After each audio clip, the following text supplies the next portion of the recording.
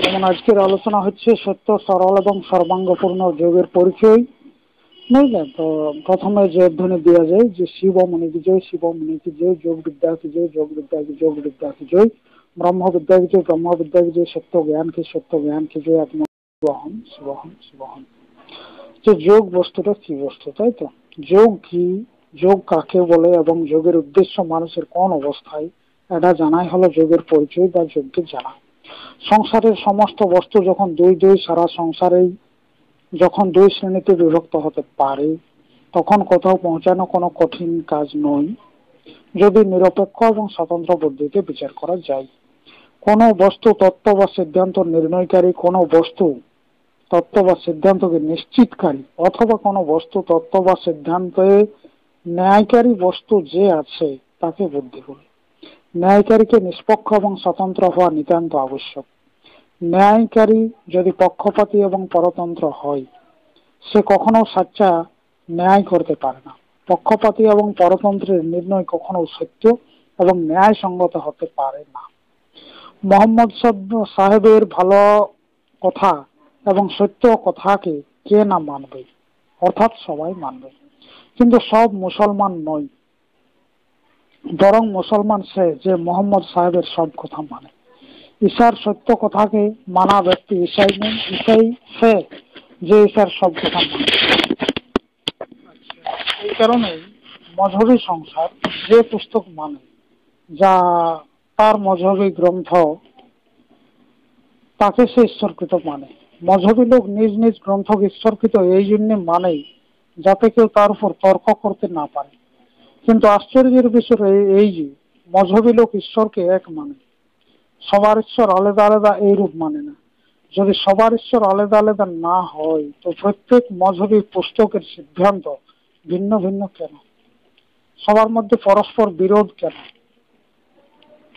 ঈশ্বরকৃত পুস্তক যদি প্রত্যেক মজহবের জন্য ঈশ্বর তার সুবিধার জন্য আলাদা আলাদা পুস্তক দেয় এবং দিয়ে থাকে, তো ওইভাবে প্রত্যেক মানুষের সুবিধার জন্য আলাদা আলাদা এক সাচ্চা জ্ঞান সে কেন দিতে পারে না? 1400 বছর আগে যদি সে মানুষের জন্য এক জ্ঞানদাতা মানুষ এবং নিজ পুস্তক বা জ্ঞান তাদের সুবিধার জন্য আরবে পাঠাতে পারে, 1954 বছর আগে যদি সে মানুষের জন্য এক জ্ঞানদাতা মানুষ এবং এক নিজ পুস্তক বা জ্ঞান তাদের সুবিধার জন্য মিশ্র প্রদেশে পাঠাতে পারে, 5000 বছর আগে যদি সে মানুষের জন্য এক জ্ঞানদাতা মানুষ এবং নিজ জ্ঞান এক নিজ পুস্তক অথবা নিজে স্বয়ং তাদের সুবিধার জন্য কুরুক্ষেত্রে আসতে পারে, অথবা কোটি এবং অর্বুদ বছর আগে ভারতীয় ঋষি বা মনির মস্তিষ্কের ভিতর নিজ জ্ঞান সেই সময়ের লোকের সুবিধার জন্য ভারতবর্ষে বা আর্যাবতে পাঠাতে পারে, তো এখন সে প্রত্যেক মানুষের সুবিধার জন্য প্রত্যেক মানুষের ভাষায় প্রত্যেক মানুষের মস্তিষ্কে সেই সাচ্চা জ্ঞান সেই নিজ জ্ঞান প্রত্যেক মানুষের সুবিধার জন্য প্রত্যেক মানুষের ভিতর পাঠাতে পারে না কেন? কেন সে দূরে গেল? যখন সে সব জায়গায় সবার মধ্যে মজহবী বলে যে সে নাপাক এবং অপবিত্র দেহে যেতে পারে না কোনো প্রশ্ন? যখন সে সবার মধ্যে, তখন সে আগে থেকেই বর্তমান। এছাড়াও আমি প্রশ্ন করি যে মস্তিষ্কে বা যে শরীরে বা যেখানে সেই পবিত্র আত্মা বা নির্বিকার ঈশ্বর অনাদি বা অনন্ত কাল থেকে এখনো পর্যন্ত আছে, সে এখনো পর্যন্ত পবিত্র না হয়ে থাকতে পারে কি? এইরূপ যে মানে সে সত্য থেকে অনেক দূরে। যদি সে কৃষ্ণ, ক্রাইস্ট এবং মোহাম্মদের ভিতরেই থাকে এবং তাদের মস্তিষ্কে প্রেরণা দিয়ে থাকে, এবং এখন সে এখনের মানুষের মধ্যে নেই এবং এখনের মানুষের মস্তিষ্কে নিজ সত্য জ্ঞানের প্রেরণা দিতে পারে না, তাহলে তাকে সর্বব্যাপক এবং ঈশ্বর কেন মানা যায়? তাকে সর্বব্যাপক মেনেও কোথাও মানা এবং কোথাও না মানা, এটাই হলো সবচেয়ে বড় অজ্ঞান এবং পক্ষপাত। সবার ভিতর সে জ্ঞানদাতা, মুক্তিদাতা, সুখ, স্বাস্থ্য এবং আয়ু আরোগ্যদাতা, সবার ভিতরে, সবার কাছে, সবার মধ্যে। এ থেকেই সব দিক মুড়ে নিজ ভিতরে আসা হলো যোগ। জড় সংসার থেকে মুড়ে চেতনের দিকে ভিতরের রাস্তা ধরা হলো যোগমার্গ, এবং বাইরে জড় সংসারের দিকে যাওয়া হলো ভোগমার্গ। প্রকৃত জ্ঞান এবং মুক্তিদাতা সবার ভিতরে বর্তমান। এরপর যদি বলা যাবে তাহলে ঈশ্বরের ঠিকানা, তাই তো? সবার ঈশ্বর সবার ভিতর, সবার পয়গম্বর, সবার গুরু, সবার কৃষ্ণ এবং সবার সাচ্চা উপদেশক সবার মস্তিষ্কে বর্তমান। সবার মুক্তিদাতা, সবার উদ্ধারক, সবার আনন্দদাতা সবার ভিতর, সবার নিজে নিজ। যদি প্রকৃত মুক্তি, প্রকৃত স্বরাজ এবং প্রকৃত স্বতন্ত্রতা চান, তাহলে ভিতরের দিকে এসে অল্প সময়ের জন্য স্বরূপস্থ হয়ে যান। নিজ স্বরূপে স্থিত হয়ে যাওয়া,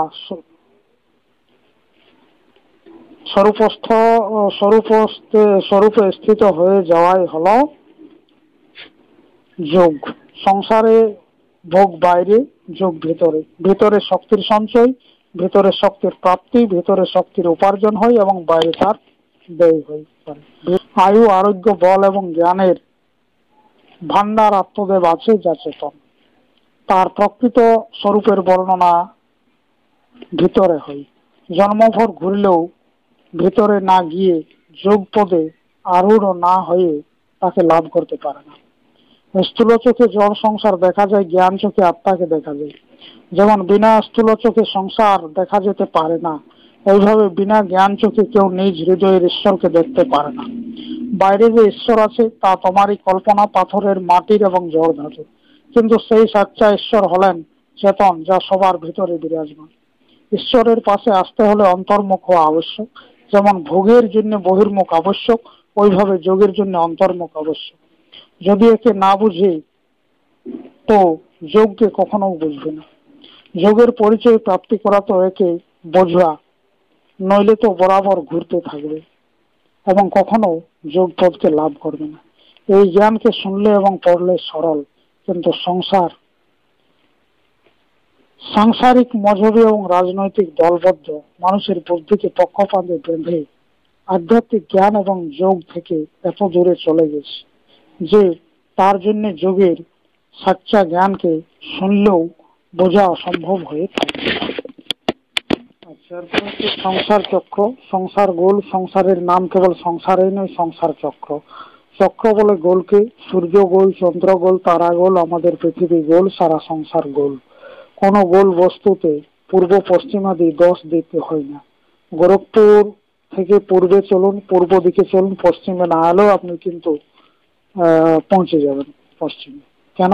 কথা এই যে পূর্ব পশ্চিমে বা পূর্ব পশ্চিম কোনো বস্তু নেই। পূর্ব দিকে চলুন, বাংলার প্রান্ত বা কলকাতা পৌঁছে। পূর্বে চলুন, আসাম পৌঁছে, শাম পৌঁছে, প্রশান্ত মহাসাগর পৌঁছে। এর আগে পূর্বে চললে আমেরিকার স্যান ফ্রান্সিসকোকে পৌঁছে, আরো পূর্বে চললে নিউ ইয়র্ক পৌঁছে, আরো পূর্বে চললে আটলান্টিক মহাসাগর পৌঁছে। আটলান্টিক মহাসাগরের পূর্বে চললে ইংল্যান্ড পৌঁছে, আরো পূর্বে চললে ভূমধ্য সাগর পৌঁছে, আরো পূর্বে চললে আরব সাগরে পৌঁছে। আরব সাগরের পূর্বে চললে বোম্বাই পৌঁছে যাবেন। বোম্বাই যা পশ্চিমে ছিল পূর্বে এসে গেল। এভাবে উত্তর দক্ষিণ উপর নিচ কোন দিকে চলুন, তার বিপরীত অবস্থায় পৌঁছে যাবেন। সূর্য উদয় হয়ে উপর থেকে উপরে এবং পশ্চিম থেকে পশ্চিমের দিকে এগিয়ে নিচে চলে যায় এবং পুনরায় পূর্ব দিকে এসে যায়। তারপর আবার উপর থেকে উপরে বাড়তে থাকে। পৃথিবী, তারা, গ্রহ, উপগ্রহ উপরে গেলেও নিচে চলে যায় এবং তারপর উপরে এসে যায়। যেখান থেকে সে চলে গিয়েছিল সেখানে এসে যায়। কেননা বিশ্বাকাশও গোল, সংসারেই গোল। মতলব এই যে উপরে নিচে কোনো বস্তু নেই, পূর্ব পশ্চিম কোনো বস্তু নেই, উত্তর দক্ষিণ কোনো বস্তু নেই। এইভাবে আত্মজ্ঞানের ফিলোসফি অনুসারে, যোগ বিজ্ঞান অনুসারে, দার্শনিক বিচার অনুসারে, সত্য জ্ঞান অনুসারে 10 দিকেও কোনো বস্তু নয়। কোন গোল চক্রের দুটোই দিক হবে, এক হলো পরিধির দিক, অপর হলো ভিতরের দিক বা কেন্দ্রের দিক। আমি এই আলোচনার মধ্যে সবার আগে দেখিয়ে দিতে চাই যে এই সংসার দ্বন্দ্বময়। যেমন স্ত্রী পুরুষ, দিন রাত, ছোট বড়, সত্য অসত্য, আত্মা অনাত্মা, জড় এবং চেতন। এভাবে দিকেও 10 নয় 2, এক বাহির বৃত্তের দিক বা পরিধির দিক অথবা চক্রের দিক, অপর দিক হলো কেন্দ্রের দিক ভিতর। সেই জন্য মার্গ দুটো, এক হলো যোগমার্গ, অপর ভোগমার্গ। পরিধির দিকে সংসার চক্রের দিক,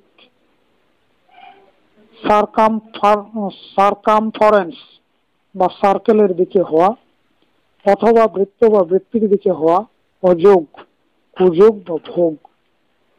এবং বৃত্ত বা বৃত্তিকে টেনে তাকে মোড়ে ভিতরের দিকে, কেন্দ্রের দিকে বা সেন্টারের দিকে আসা হলো যোগ। ভিতরে চেতনাত্মা বা ঈশ্বর এবং বাইরে জড় সংসার, ভোগ এবং সংসার চক্র। চক্রে পড়ে থাকা বন্ধন এবং চক্রকে ছেড়ে কেন্দ্রের দিকে মুক্তি। ভিতরে মুক্তিদাতা যোগ, বাইরে চক্রের দিকে বন্ধন দেয়া ভোগ। বৃত্তি সারূপ্যতা বা বৃত্তি ও পরিধিতে হওয়া যোগ নয়। বৃত্তকে বা চিত্ত বৃত্তিকে টেনে সংকোচ বা নিরোধ, সংকোচন বা নিরোধ হলো যোগ। মানুষ যতক্ষণ পর্যন্ত অন্যস্থ হয়, পরস্থ হয়, বৃত্তস্থ হয়, ভোগস্থ হয় এবং সংসারস্থ হয়, ততক্ষণ পর্যন্ত স্বরূপস্থ হয় না। আচ্ছা, নিজে নিজেতে স্থিত হতে যতক্ষণ পর্যন্ত তুমি না জানো, ততক্ষণ পর্যন্ত ষষ্ঠ নির্বিকার নিষ্পাপ মুক্ত এবং আনন্দময় হতে পারো না। ষষ্ঠতা এবং স্বরূপস্থতাই হলো যোগ। কোন ঈশ্বর বা দেবতা যদি আমার নিজের বা নিজের নিজ না হয়, আমার আমি নয়, আমার স্ব নয়, অর্থাৎ সে আমার থেকে ভিন্ন হয়, এবং যদি আমার আত্মা, আমার জীবন এবং আমার যেমন জীব না হয়, তাহলে ঈশ্বর বা দেবতার ধ্যান কখনোই যোগ নয়। সেই জন্য কোনো সাধক যতক্ষণ পর্যন্ত সে কোনো ঈশ্বর বা দেবতার ধ্যান করে, ততক্ষণ পর্যন্ত সে না যোগ করতে পারে, না সে যোগী হয় এবং না সে প্রকৃত যোগকে বুঝে। যতক্ষণ পর্যন্ত তোমার ইষ্টদেব কোনো মজহবী ঈশ্বরকে বা দেবতাকে, ততক্ষণ পর্যন্ত সে মজহবী ভক্ত দেবতার দাস, যোগী নয়। আত্মাকে ছেড়ে, নিজ স্বকে ছেড়ে অপরের দিকে যাওয়া ব্যক্তি অপরের ধ্যানকারী সবকিছু হতে পারে, কিন্তু যোগী হতে পারে না। যোগের বিষয়ে, যোগের পরিচয় এ থেকে আর বেশি কি বলা যায়। এরপর বলা যাবে প্রাণায়াম। কিছু লোক প্রাণকে রুখাকে যোগ মানে, এটা তার ভ্রম। যোগ যা কিছু হোক, এটা তো সর্বমান্য যে যোগ মানুষকে আয়ু, আরোগ্য, জীবন এবং আনন্দের দিকে নিয়ে যাওয়ার অধিকারী, মৃত্যু, রোগ এবং দুঃখের দিকে নয়।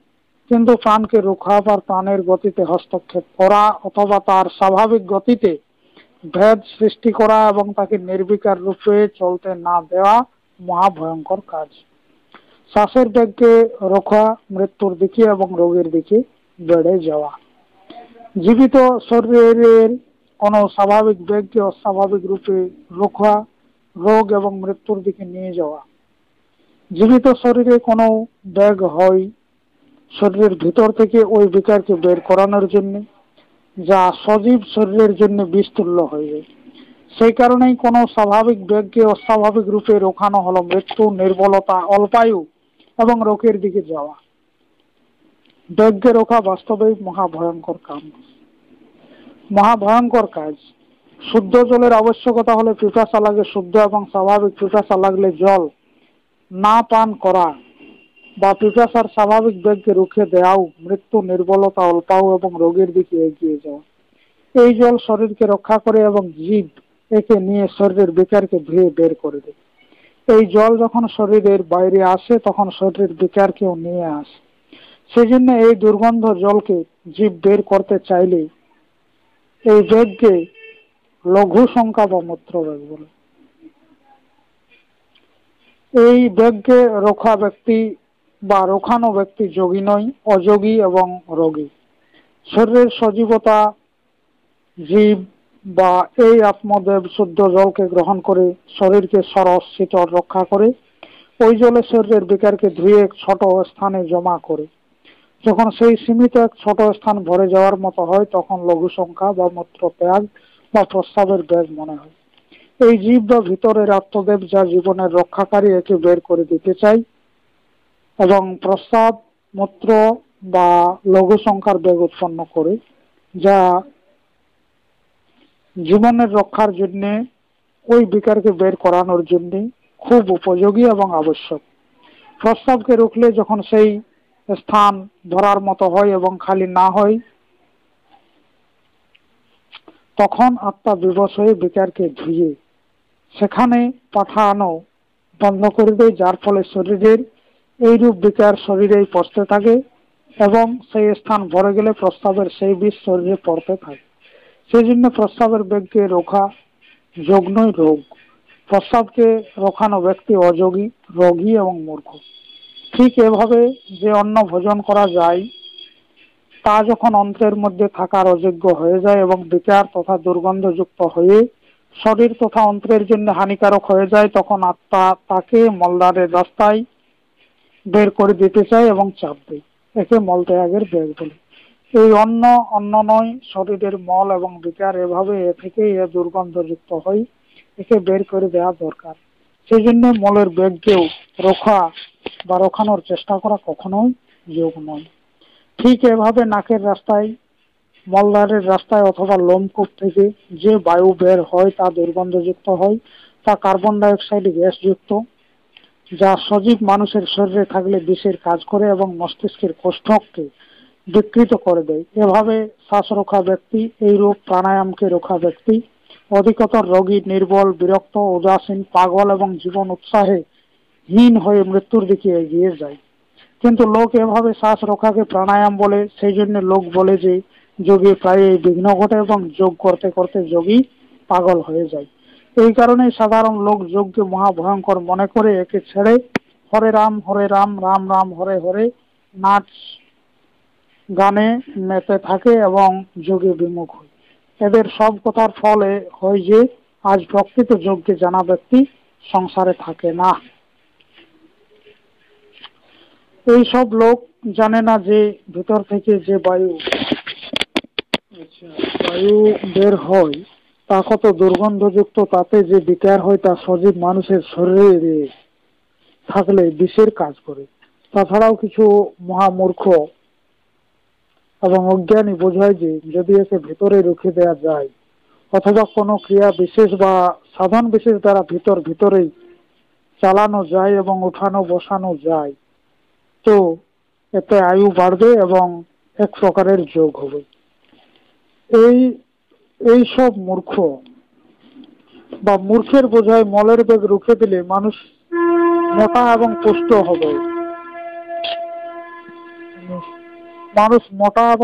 হবে। এবং প্রস্রাবের বেগ রুখে দিলে ধাতু এবং বেরিয়ে পুষ্ট হবে। আমার এক শিষ্য লিখেছে যে এক সাধু এই ধরনের প্রাণায়াম লোককে আয়ু আরোগ্য বাড়ানোর জন্য শিখিয়ে থাকে। এখন আপনি চিন্তা করুন এটা কত বড় ভয়ঙ্কর ভুল। শ্বাসের বেগকে, মূত্রের বেগকে এবং মলের বেগকে বা কোনো প্রকারের বেগকে রোখা যোগ নয়, রোগ এবং বহুত ভয়ঙ্কর ভুল। এরপর হচ্ছে প্রাকৃতিক চিকিৎসা। এভাবে স্বাভাবিক পিপাসা এবং ভোগকেও রোখানো তপ বা যোগ নয়, এবং না এটি প্রাকৃতিক চিকিৎসা এবং না এতে নিজের ভেতরের বা কোথাও কারের ভগবান প্রসন্ন হও। বুঝলে, নিজের উপোস করলে ভগবানের কি লাভ হয় যে সে প্রসন্ন হবে? নিজের শ্বাসকে রুখলে, মল এবং মূত্রের বেগকে রুখলে এবং নিদ্রাদের বেগকে রুখলে ভগবানের কি লাভ হয়? এতে ভগবান কেন প্রসন্ন হবে? যেমন ভোগ না লাগলে ভোজন করা অস্বাভাবিক এবং রোগের কারণ, ওইভাবে ভোগ লাগলে ভোজন না করা অস্বাভাবিক এবং দুর্বলতা তথা রোগের কারণ। যেমন ভোগ না লাগলে ভোজন করা অপ্রাকৃতিক, ওইরূপে ভোগ লাগলে ভোজন না করাও অপ্রাকৃতিক। তাছাড়াও প্রাকৃতিক চিকিৎসক 8, 10 এবং 15 দিন পর্যন্ত লোককে অপ্রাকৃতিক রূপে ভোজন না করতে দিয়ে নিজেকে প্রাকৃতিক চিকিৎসক কেন বলে? এ প্রাকৃতিক চিকিৎসক নয়, বা অপ্রাকৃতিক চিকিৎসক। পিপাসা লাগলে মুখের রাস্তায় শুদ্ধ জল পান করা প্রাকৃতিক, কিন্তু এই প্রাকৃতিক চিকিৎসা এবং হঠযোগী লোককে 3-4 পাইন্ট জল মলদ্বারের রাস্তায় টানার সম্মতি কেন দেয়? নিজ রোগীকে নিজ প্রাকৃতিক চিকিৎসা ভবনে বা আরোগ্য মন্দিরে প্রাকৃতিক চিকিৎসক ডোজ দ্বারা আদর্শের এক্সের মলদারের রাস্তায় জল চড়ানোর জন্য কেন বলে? মুখের রাস্তায় জল পান না করে মলদার বা গোদার রাস্তায় জলপান করা কি কখনো প্রাকৃতিক হতে পারে? এইসব কি যোগ? যদি এইসব যোগ হয় তাহলে রোগ কি? যদি মলদার পথে জল টানা বা পান করা প্রাকৃতিক হয় তাহলে অপ্রাকৃতিক কি? আজকাল সংসারে মূর্খই জ্ঞানী বলে থাকে। এদের বোঝায় সোজা হওয়া বা বসা যোগ নয়, প্রাকৃতিক নয়, বরং উল্টো সোজা হওয়া, মাথার বলে সোজা হওয়া, শীর্ষাসন লাগানো প্রাকৃতিক এবং যোগ। এটা খুব বুঝুন যে যতক্ষণ পর্যন্ত এইরূপ মূর্খ প্রাকৃতিক চিকিৎসকের এবং যোগীর বল থাকবে ততক্ষণ পর্যন্ত প্রকৃত যোগের প্রচার করা কঠিন। এরপর যদি বলা যায় যে আত্মদেবের কাজ, সজীব শরীরে আত্মদেব দ্বারা যত কাজ হয়ে থাকে তা ব্যর্থ থাকে না। যদি সে কাজ কিছুক্ষণের জন্য রুখে যায় তো মানুষ জীবিত থাকতে পারে না। শরীরের ভিতরের গরমে যে কার্বন ডাইঅক্সাইড গ্যাস উৎপন্ন হয় তাকে বের করানোর জন্য আত্মা শ্বাসকে বাইরে ফেলে এবং তাজা তথা নবীন রক্ত উৎপন্ন করে। রক্তকে পরিষ্কার করে তথা কার্বন ডাইঅক্সাইড গ্যাসে উৎপন্ন জড়তাকে নষ্ট করে তথা বিকারকে নষ্ট করে বাইরে বের করানোর জন্য আমাদের বাইরে থেকে শুদ্ধ বায়ু বা অক্সিজেন নিয়ে ভিতরে যায়। শরীরের ভিতরের কলকবজা যত বেশি বেগ তথা পরিশ্রমের সাথে কাজ করে অতই গরম উৎপন্ন হয় এবং এই গরম থেকে অতই অধিক কার্বন ডাইঅক্সাইড গ্যাস উৎপন্ন হয়। সেই জন্য অতই শীঘ্রতার সাথে আত্মাকে প্রাণ শক্তি দ্বারা শ্বাস প্রশ্বাস দ্বারা তাকে কি করা যায়? শ্বাস প্রশ্বাস দ্বারা তাকে কি করা যায়? বাইরে ফেলে এবং অক্সিজেনকে নিয়ে ভিতরে যেতে হয়। এই কারণে দৌড়লে বা বহুত পরিশ্রমের কাজ করলে শ্বাস প্রশ্বাস অধিক বেগে বা অধিক শীঘ্রতার সাথে চলে এবং স্থির হলে শ্বাস প্রশ্বাসের গতি ও বেগ কম হয়ে যায়।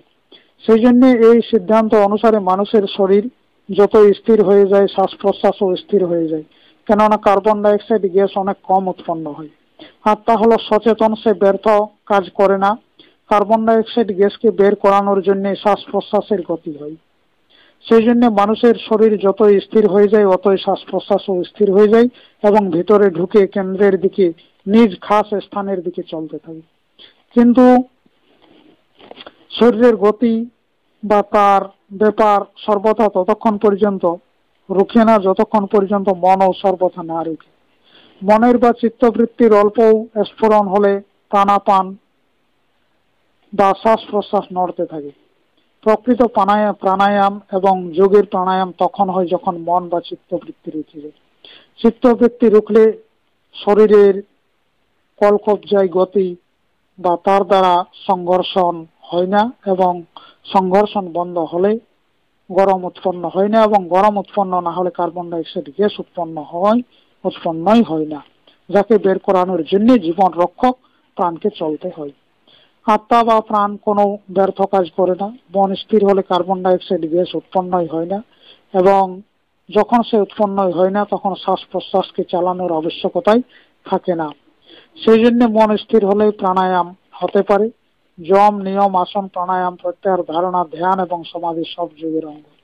সেই জন্য যোগ বা তার কোনো অঙ্গের সাধন ততক্ষণ পর্যন্ত হবে না যতক্ষণ পর্যন্ত মন স্থিরতাকে না পাবে, কেননা চিত্তবৃত্তির স্থির হওয়াই হলো যোগ, এটা নিশ্চিত। মন রুখলে সমাধি লাগলে যে প্রাণ স্বাভাবিক রূপে রুখে যায় তা হানিকারক নয়, লাভদায়ক। মন সর্বদা স্থির হলে শ্বাসের বেগে উৎপন্ন হয় না, সে আপনা আপনি স্বাভাবিক রূপে কেন্দ্রের দিকে প্রবেশ করে নিজের ঘরে এসে স্থির হয়ে যায়। ইচ্ছা হলে লোক চলে, ইচ্ছা হলে দাঁড়ায় এবং ইচ্ছা হলে বসে যায়। হাতকে টানানো এবং ফেলানো এইসব ইচ্ছা এবং মনের উপর নির্ভর করে। মন রুখলে শরীরের ভিতর সমগ্র ব্যাপার সব কবজা রুখে যায়। মন রুখলে শ্বাস আপনা আপনি না রুখলেও রুখে যায়। মন বা চিত্তবৃত্তি যখন বৃত্ত থেকে, পরিধি থেকে বা সংসার চক্রের চারদিক থেকে কেন্দ্রের দিকে যায় তখন এই জীব সতে নিজের মধ্যে বা নিজ আত্মাতে স্থির হয়ে আনন্দময় হয়ে যায়। সচিদানন্দ স্বরূপ হয়ে যায়। এই আত্মা নিজ স্বরূপ, নিজে নিজ জীব এবং নিজ জীবন, অথবা এই আমি নিজ স্বরূপে আনন্দময় হই। মন বৃত্তির যুগে এই বৃত্তি সারূপ্য হয়ে নিজ স্বরূপের আনন্দ থেকে আলাদা হয়ে যায়। সেই জন্যে চারদিক থেকে মুড়ে টেনে নিজের দিকে আসার জন্য যে প্রণালী আছে তাকে যোগ বলে। যোগের এই অবস্থাকে তুরিয়া অবস্থাও বলে। মানুষের স্বাস্থ্যের জন্য যেরূপ জাগৃতি, স্বপ্ন এবং সুষুপ্তি, এই তিন অবস্থা অত্যন্ত আবশ্যক, ওইভাবে তুরিয়া অবস্থাও স্বাস্থ্য প্রাপ্তি করার জন্য অত্যন্ত আবশ্যক। আসল ঘুম আসা যেমন স্বাস্থ্যের জন্য অত্যন্ত উপযোগী, ওইভাবে প্রকৃত শান্তি, তীক্ষ্ণ বুদ্ধি, ভালো স্মরণ শক্তি, আসল জ্ঞান, আত্মবল, মুক্তি, সুখ এবং স্বাস্থ্য প্রাপ্তির জন্য তুরিয়া অবস্থা বা সমাধি প্রাপ্তি অত্যন্ত আবশ্যক। নাক চেপে বা কোনো অপর প্রকার হঠে প্রাণকে রুখলে প্রাণ রোখে না, বরং ভিতরে ভিতরেই চলতে থাকে। প্রাণে গতি হওয়ার কারণ, যদি শরীরের ভিতর কার্বন ডাইঅক্সাইড না উৎপন্ন হয় তো এটি আপনা আপনি রুখে যায়। কেননা কেউ ব্যর্থ কাজ করে না, আর এত বড় সচেতন আত্মদেব ব্যর্থ কাজ কেন করবে? যদি লোক এই অত্যন্ত সত্য বা সত্যকে জেনে নেই যে মনকে বা তার ব্যক্তিকে বৃত্ত তথা পরিধিকে বা পরিধিতে চক্কর খাওয়া ছেড়ে কেন্দ্রে এনে নিজ স্বরূপে এনে স্থির হয়ে যাওয়া বা স্বরূপস্থ হয়ে যাওয়া যোগ, তাহলে কখনো এইসব ভুল হয় না এবং যোগের নামে অনেক অস্বাভাবিক সাধনকে লোক করতেন না।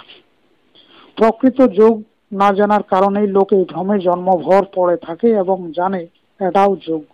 যোগের বিষয়ে সবচেয়ে অধিক ভ্রম ফেলায় মজহবী সাধু, যে স্বয়ং অপ্রাকৃতিক কাজ করে এবং অপরকেও করায়। যোগের প্রথম অঙ্গ যম। যম উপরাম ধাতু থেকে যম শব্দ হয়েছে। উপরামকে প্রাপ্ত হওয়া হলো যম।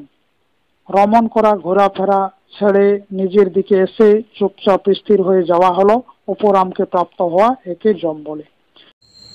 প্লিজ লাইক এবং সাবস্ক্রাইব করে পাশে থাকুন। সপ্রেম জয় জীব।